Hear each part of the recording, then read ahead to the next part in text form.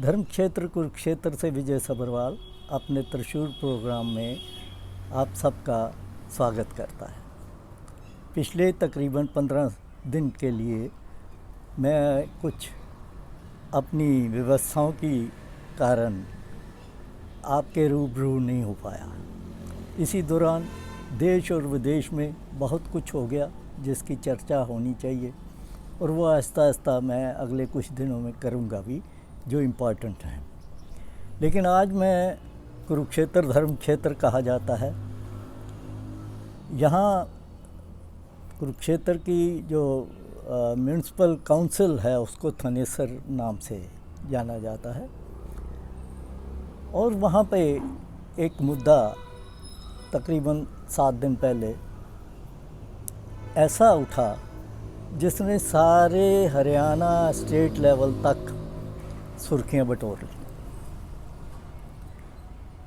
ये मसला दरअसल ये था कि म्यूनिसिपल कमेटी की फाइनेंस कमेटी बननी थी, फाइनेंस कमेटी, और उसके लिए एमसीज आए और लोकल एमएलए जो कांग्रेस से हैं, अशोक अरोड़ा, काफ़ी नेता रह चुके, स्पीकर रह चुके, मंत्री रह चुके, वो बतौर मेंबर उसमें प्रेजेंट थे।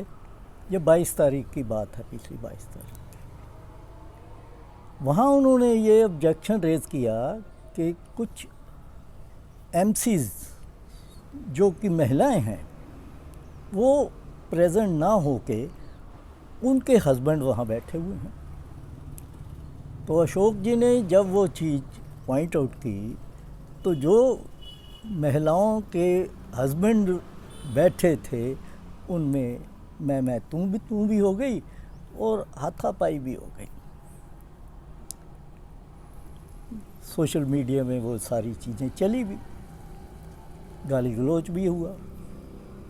किसी ने उसके बाद ये कहा कि भाई जिन्होंने ये हस्बैंड्स ने जो किया वो गलत किया, और कुछ ने ये भी कह दिया कि अशोक अरोड़ा इतना बड़ा नेता था, उसको क्या ज़रूरत थी कि वो इस तरह ऐसे लोगों के साथ मत्था लेता।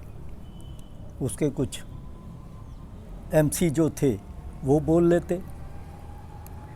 लेकिन अशोक अरोड़ा जी का बाद में ये कहना था कि उनको वहाँ जाने की ज़रूरत इसलिए पड़ी कि उन्होंने उस जगह जाकर म्यूनिसिपल काउंसिल में, म्यूनिसिपल कमेटी में पिछले कुछ सालों में जो करप्शन हुई है उसको उजागर करना था।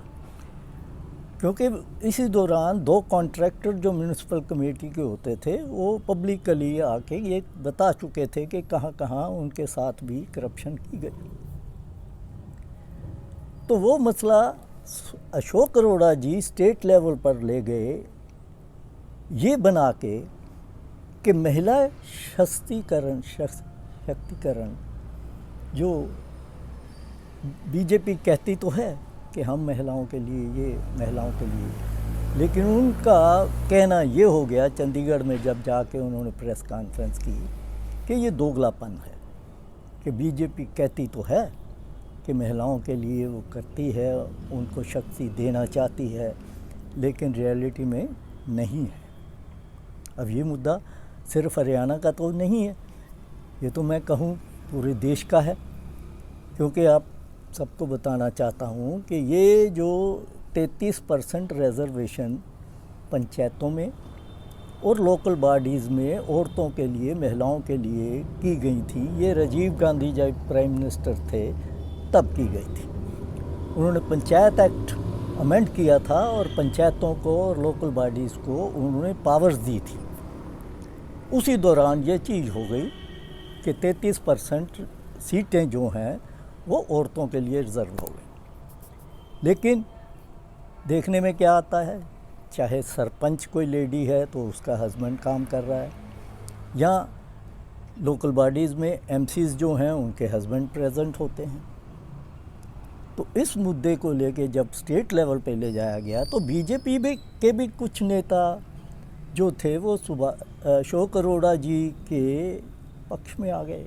उन्होंने पब्लिकली अशोक अरोड़ा के समर्थन में बात कर दी। अब उसी को लेके जब कल फिर म्यूनसिपल कमेटी की मीटिंग होनी थी, हुई मैं कहूँ, लेकिन हो नहीं पाई।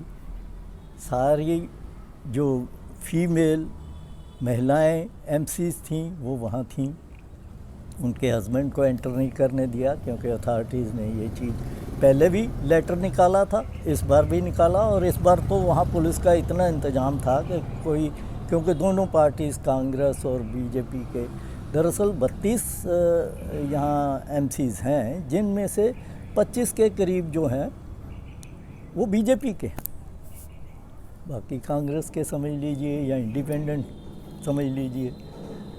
तो कल की मीटिंग भी जो है वो पोस्टपोन कर दी।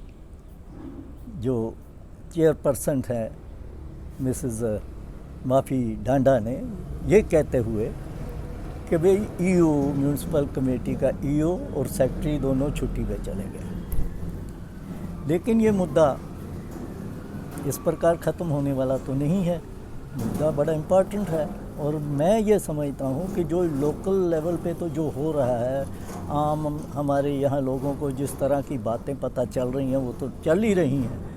कोई बीजेपी का सिंपथाइज़र है, कोई कांग्रेस का है, लेकिन अशोक अरोड़ा के लिए ये एक मौका मिल गया कि उसने कांग्रेस के बीच में, क्योंकि ये INLD में होते थे, अब ये कांग्रेस के नेता हैं, तो बतौर कांग्रेसी नेता एक मुद्दा उठा के अपनी इंडिपेंडेंट अथॉरिटी कांग्रेस में दिखाने का उनको मौका मिल गया। लेकिन इसमें एक जो मोड़ है वो ये भी है कि ये हालात म्यूनसिपल कमेटी में इसलिए बने कि बीजेपी के एमसीज जो थे उन्होंने पिछली से पिछली मीटिंग में अशोक अरोड़ा जी के नाम एक म्यूनसिपल कमेटी की दुकान जो रजिस्टर हो चुकी थी उसके अगेंस्ट एक रेजोल्यूशन पास किया था कि ये जो अलॉटमेंट हुई है ये गलत है, इसकी रजिस्ट्री हम कैंसिल करते हैं। हालांकि म्यूनसिपल कमेटी की कोई पावर नहीं होती कोई रजिस्ट्री कैंसिल कर सके, वो रेवेन्यू डिपार्टमेंट का काम है। तो उनका इल्ज़ाम ये था कि अशोक अरोड़ा जी को ये दुकान जो अलॉट हुई या बेची गई म्यूनसिपल कमेटी से वो गलत ढंग से हुई है।